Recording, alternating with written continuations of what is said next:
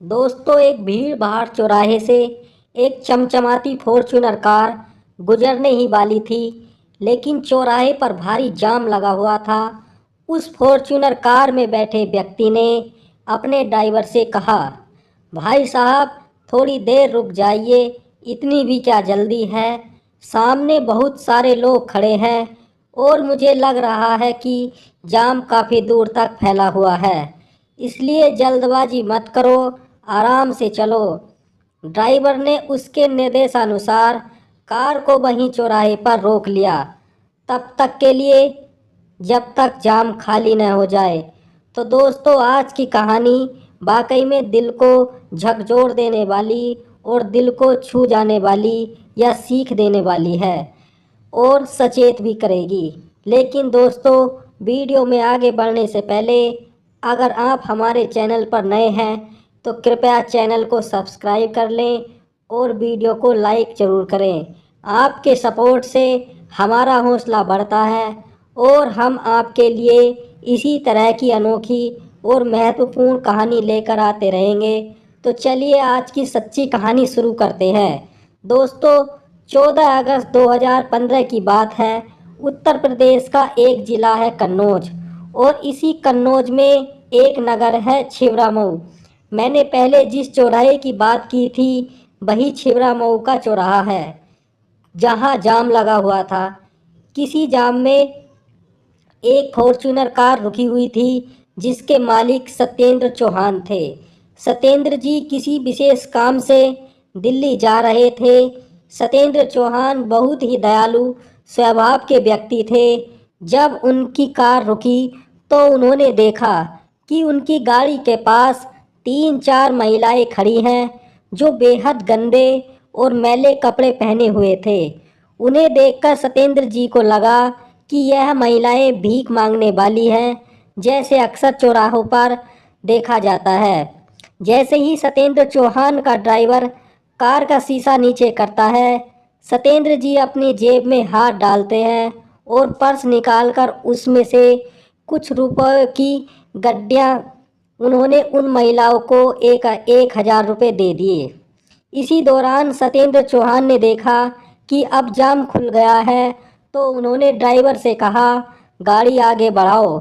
जैसे ही गाड़ी आगे बढ़ने लगती है, सत्येंद्र चौहान देखते हैं कि उनकी खिड़की के पास एक महिला खड़ी है, जो लगातार खिड़की पर हाथ मार रही है और कह रही है, बाबूजी, हमें तो आपने कुछ दिया ही नहीं। सत्येंद्र चौहान ने जब उसे देखा तो उन्हें ऐसा लगा जैसे वह इस महिला को जानते हैं, पहचानते हैं। वह महिला कार के पास चल कर आती है। सत्येंद्र चौहान जब उसे महिला को पहचानते हैं और हैरानी से पूछते हैं, अरे तुम यहाँ क्या कर रही हो? तब वह महिला सर झुकाकर कहती है, बाबूजी, आपने मुझे कुछ दिया ही नहीं। सत्येंद्र की आंखों में एक अजीब सी बेचैनी थी। वह महिला कोई और नहीं बल्कि उनकी पूर्व पत्नी रूबी थी, जिससे उनका तलाक लगभग 3 साल पहले हो चुका था। सत्येंद्र चौहान ने खुद को संभालते हुए उससे पूछा, रूबी, तुम तो एक अच्छे खासे घर से आने वाली लड़की थी। जब तुम्हारा तलाक हुआ था तो तुमने मेरे ऊपर लाखों रुपए का जुर्माना लगाया था और मैंने वह रकम तुम्हें दी थी। फिर ऐसा क्या हुआ कि आज तुम इस हालत में हो, दर बदर की ठोकर खा रही हो, सड़कों पर भीख मांग रही हो? रूबी ने एक पल के लिए चुप्पी साध ली और बोली, सत्येंद्र, मैं आपको सब कुछ बताऊंगी, बस मुझे थोड़ा समय दीजिए। सत्येंद्र ने बिना कुछ और सवाल किए, ठीक है, तुम मेरी कार में बैठ जाओ। फिर उन्होंने ड्राइवर से कहा, भाई साहब, पीछे का दरवाज़ा खोलिए। ड्राइवर ने तुरंत दरवाज़ा खोल दिया और अगले ही पल रूबी कार में बैठ गई। जैसे ही रूबी कार में सवार होती है, चौराहे के आसपास मौजूद दुकानदारों की निगाहें उन पर टिक जाती हैं। वहाँ खड़े लोग एक अमीर आदमी और एक गरीब भिखारी के बीच इस अजीब मुलाकात को देखकर असमंजस में थे।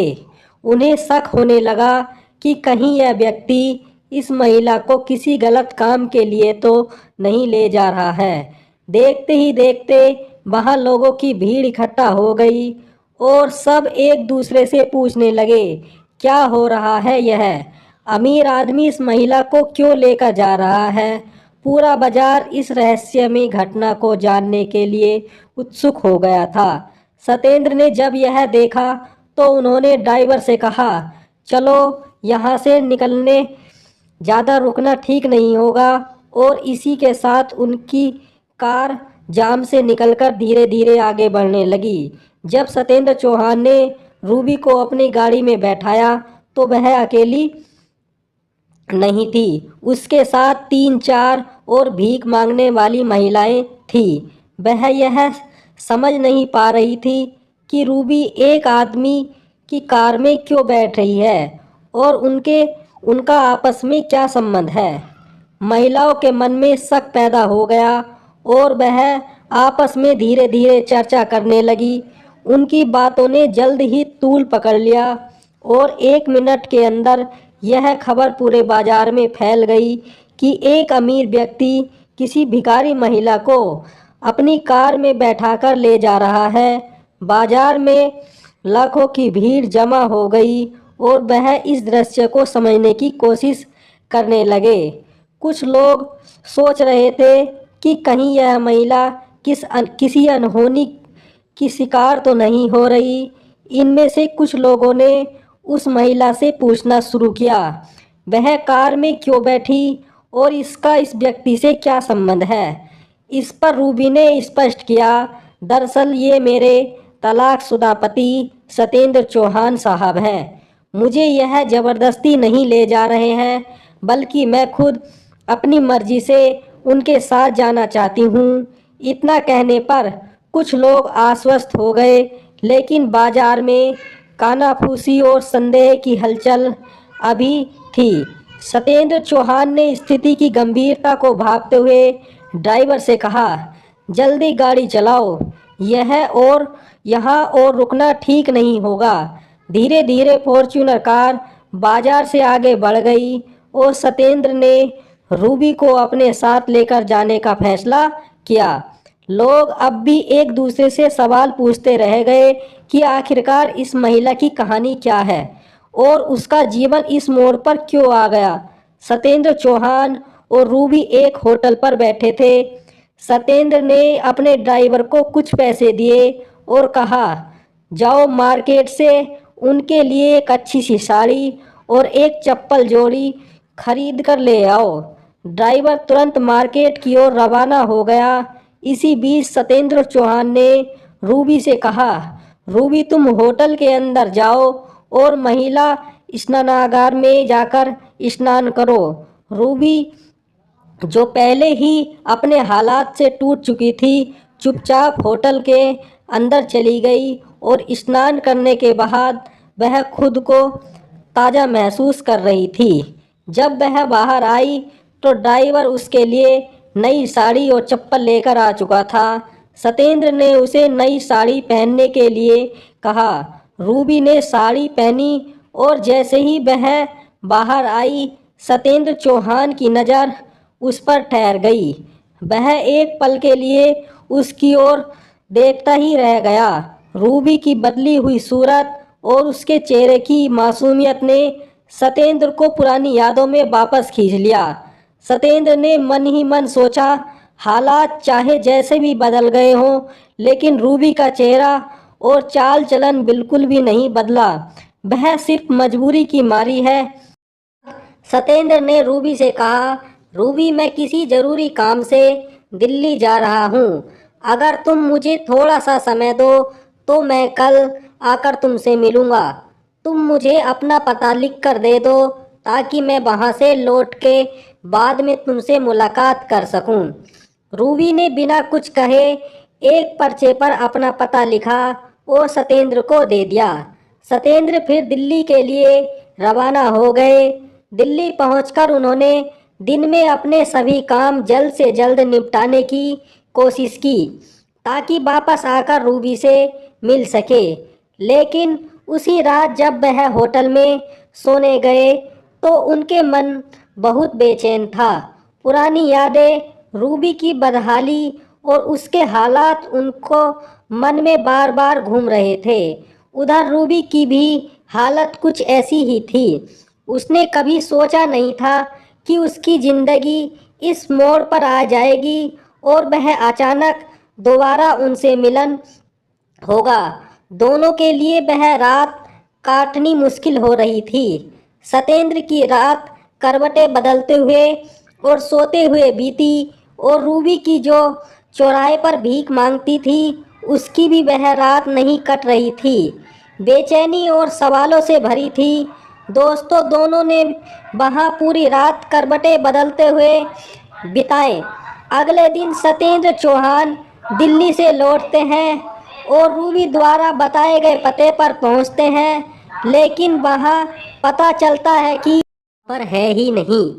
फिर वह अपने काम पर भीख मांगने के लिए जा चुकी है। सत्येंद्र फिर उसी चौराहे पर जाते हैं जहाँ पर रूबी उन्हें पिछले दिन मिली थी। वह उसे फिर से अपनी गाड़ी पर बैठाते हैं और गाड़ी में बैठाने के बाद रूबी उन्हें अपने कमरे पर ले जाती है, जो एक किराए का गंदा छोटा सा कमरा है।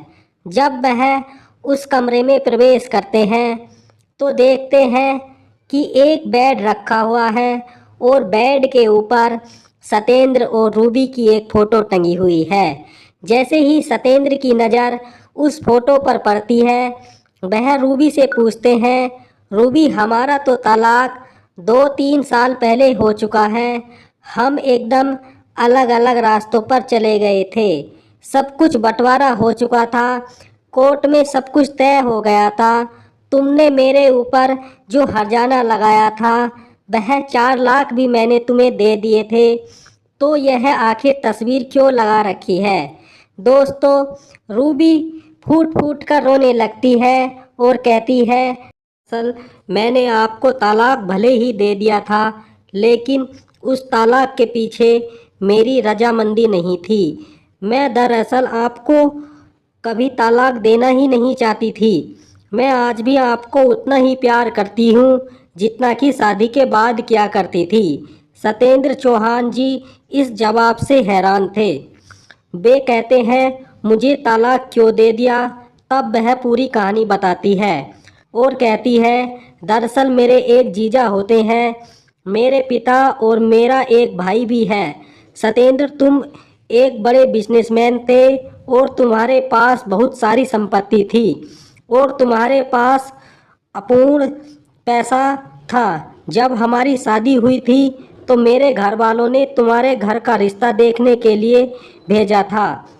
उन्होंने देखा कि तुम्हारे पास सब कुछ भरपूर है और तुम बहुत बड़े रईस, बड़े आदमी हो। रूबी की बात सुनकर सत्येंद्र चौहान का दिल भर आया और वह समझ गए कि रूबी के परिवार ने उनके धन दौलत के बारे में यह सब किया और उनके बीच की स्थिति को और भी जटिल बना दिया।